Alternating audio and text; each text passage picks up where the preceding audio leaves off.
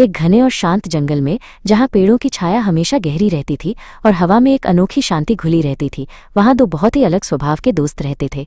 एक चतुर कौवा जिसका नाम काका था और एक आलसी लोमड़ जिसका नाम लोमड़ ही था। काका अपनी तेज बुद्धि, फुर्ती और हमेशा कुछ नया सीखने की ललक के लिए पूरे जंगल में जाना जाता था। वह कभी एक जगह टिकता नहीं था, हमेशा कुछ न कुछ करता रहता था। कभी दूर दूर तक उड़कर नए दाने खोजता, तो कभी ऊंची डाल पर बैठकर नीचे की दुनिया को उत्सुकता से निहारता। इसके ठीक विपरीत लोमड़ अपनी सुस्ती, काम टालने की आदत और आरामदायक जीवन शैली के लिए मशहूर था। वो अपना ज्यादातर समय किसी बड़े पेड़ की छांव में लेटे हुए, दिन में सपने देखते हुए या बस आराम करते हुए बिताता था। इन दोनों की दोस्ती बड़ी अनोखी थी, जैसे दिन और रात, फिर भी वे एक दूसरे के साथ बहुत खुश रहते थे। उनकी इस अनोखी दोस्ती में काका हमेशा लोमड़ की मदद करने के लिए सबसे आगे रहता था, बिना किसी स्वार्थ के। वो जानता था कि लोमड़ कभी खुद से कोई प्रयास नहीं करेगा, फिर भी वो उसकी परवाह करता था। लोमड़ भी काका की चतुराई और उसकी दोस्ती की बहुत तारीफ करता था, भले ही वो खुद कभी काका के साथ मिलकर काम करने या कुछ नया सीखने की कोशिश न करता हो। काका अक्सर लोमड़ को नई नई बातें बताता, दूर दूर के जंगलों की रोमांचक कहानियां सुनाता और कभी कभी उसके लिए जंगल से स्वादिष्ट फल भी ले आता, ताकि लोमड़ को अपनी जगह से उठना न पड़े। लोमड़ इन सब बातों को सुनकर बहुत खुश होता, मुस्कुराता और काका का धन्यवाद करता, लेकिन उसकी आरामदायक जगह पर लेटे रहने की आदत कभी नहीं बदलती थी। एक गर्मी के मौसम में जब सूरज आकाश में आग उगल रहा था और उसकी तेज किरणें जंगल की हर चीज को झुलसा रही थी, जंगल के सभी छोटे बड़े तालाब और नदियां सूखने लगी थीं। पानी की इतनी भारी कमी हो गई थी कि हर प्राणी को अपनी प्यास बुझाने के लिए बहुत दूर दूर तक भटकना पड़ रहा था। पेड़ों के पत्ते मुरझाकर भूरे हो गए थे, जमीन में गहरी दरारें पड़ गई थीं और जंगल में हर तरफ हाहाकार मचा हुआ था। पानी की एक एक बूंद अनमोल हो गई थी और ऐसे में हर प्राणी को अपनी जान बचाने के लिए संघर्ष करना पड़ रहा था, क्योंकि पानी के बिना जीवन असंभव था। इस मुश्किल और जानलेवा घड़ी में काका कौवा अपनी जिम्मेदारी को बखूबी समझता था। वो जानता था कि उसे अपने और अपने मित्र लोमड़ के लिए कुछ करना होगा। हर सुबह वो बहुत दूर दूर तक उड़कर भोजन और सबसे जरूरी पानी की तलाश में निकल पड़ता था। उसकी तेज नजरें हर छोटी से छोटी चीज को देखती, हर दिशा में अपनी उड़ान भरता, ताकि उसे अपने लिए और अपने मित्र लोमड़ के लिए कुछ मिल सके। उसकी उड़ानें लंबी, थका देने वाली और कभी कभी निराशाजनक होती थीं, लेकिन वो कभी हार नहीं मानता था। उसकी आंखों में एक दृढ़ संकल्प था कि वो पानी खोजकर ही रहेगा। वहीं दूसरी ओर लोमड़ अपनी पुरानी और अटूट आदत के अनुसार एक बड़े बरगद के पेड़ की घनी और ठंडी छांव में आलस से लेटा रहता था। उसे खुद उठकर कुछ करने की जरा भी इच्छा नहीं होती थी। वो बस उम्मीद करता था कि कोई उस तक भोजन या पानी ले आएगा, या फिर जादू से उसकी प्यास बुझ जाएगी। उसे खुद उठकर कुछ करने की जरा भी इच्छा नहीं होती थी और वो बस अपनी किस्मत को कोसता रहता था कि पानी क्यों नहीं है और कोई उसकी मदद क्यों नहीं कर रहा है। उसकी शिकायतें बढ़ती जा रही थीं, लेकिन उसका शरीर अपनी आरामदायक जगह से हिलने को तैयार नहीं था। काका कौवा अपनी हर लंबी और थका देने वाली उड़ान के बाद थका हारा लौटता, कभी थोड़ा सा दाना लेकर तो कभी कुछ भी नहीं। उसकी प्यास भी बढ़ती जा रही थी, उसका गला सूख रहा था, लेकिन वो लोमड़ को कभी अपनी परेशानी नहीं बताता था। वो जानता था कि उसे खुद ही कुछ करना होगा, क्योंकि लोमड़ तो बस इंतजार ही करता रहेगा। काका की आंखों में दृढ़ संकल्प था। वो जानता था कि उसे अपने और अपने मित्र के लिए पानी खोजना ही होगा, चाहे कितनी भी दूर जाना पड़े या कितनी भी मेहनत करनी पड़े। उसकी हिम्मत कभी नहीं टूटती थी। एक दिन जब काका कौवा अपनी नियमित और उम्मीद भरी उड़ान पर था, उसने दूर जमीन पर कुछ चमकता हुआ देखा। उसकी तेज नजरें तुरंत उस चमक की ओर गईं, जो सूखे जंगल में एक उम्मीद की किरण जैसी लग रही थी। ये एक संभावना थी, एक संकेत था कि शायद वहां पानी हो। बिना एक पल भी गंवाए काका उस दिशा में तेजी से उड़ चला। उसका दिल उम्मीद और उत्साह से भर गया था कि शायद उसकी लंबी और थका देने वाली तलाश आज खत्म हो जाए।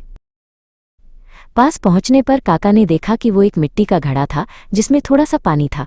उसकी खुशी का ठिकाना न रहा, उसकी आंखें चमक उठीं, लेकिन उसकी खुशी जल्द ही निराशा में बदल गई। पानी घड़े में इतना नीचे था कि उसकी चोंच वहां तक पहुंच ही नहीं पा रही थी। काका ने कई बार कोशिश की, अपनी गर्दन झुकाई, अपनी चोंच को अंदर तक ले जाने का प्रयास किया, लेकिन कोई फायदा नहीं हुआ। प्यास से उसका गला सूख रहा था और घड़े में पानी देखकर भी न पी पाना उसे और भी बेचैन कर रहा था। ये एक बड़ी चुनौती थी।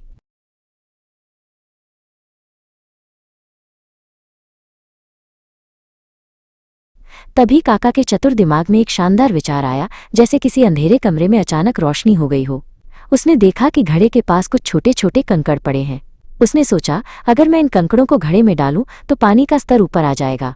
ये एक सरल लेकिन बेहद प्रभावी योजना थी, जो उसकी बुद्धिमत्ता का प्रमाण थी। काका की आंखों में फिर से चमक आ गई। उसे अपनी बुद्धिमत्ता पर गर्व महसूस हुआ और उसने तुरंत अपनी योजना पर काम करना शुरू कर दिया, बिना एक पल भी गवाए।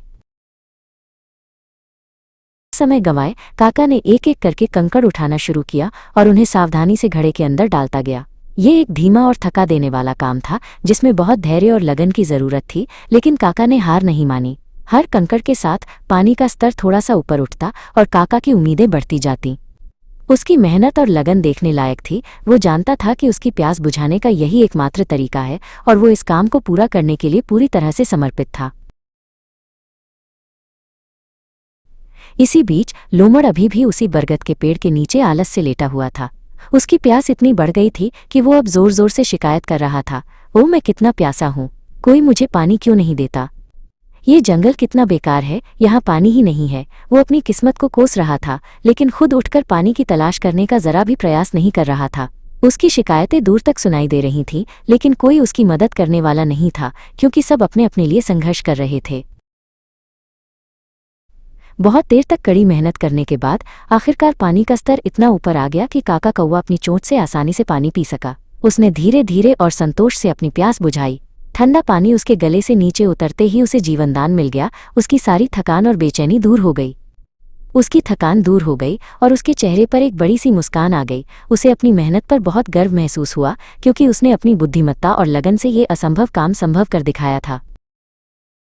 अपनी प्यास बुझाने के बाद काका को अपने मित्र लोमड़ की याद आई।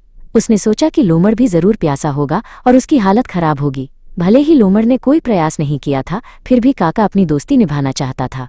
उसने घड़े को उठाया और धीरे धीरे लोमड़ की ओर उड़ चला, ये सोचकर कि शायद लोमड़ भी इस पानी से अपनी प्यास बुझा सके और उसे जीवनदान मिल जाए। काका का दिल दोस्ती के भाव से भरा हुआ था। जब काका लोमड़ के पास पहुंचा और उसे पानी से भरा घड़ा दिखाया, तो लोमड़ ने देखा कि घड़ा लगभग खाली हो चुका था। उसमें बस कुछ बूंदें ही बची थीं, जो उसकी प्यास बुझाने के लिए काफी नहीं थी। लोमड़ को अपनी गलती का एहसास हुआ। उसे देर से समझ आया कि बिना प्रयास के केवल दोस्ती भी उसे नहीं बचा सकती। उसकी आंखों में पछतावा साफ दिख रहा था और उसे अपनी आलस्य पर बहुत शर्मिंदगी महसूस हुई। उस दिन लोमड़ ने एक महत्वपूर्ण और जीवन बदलने वाला सबक सीखा। कड़ी मेहनत और आत्मनिर्भरता हमेशा आलस्य और दूसरों पर निर्भरता से बेहतर होती है।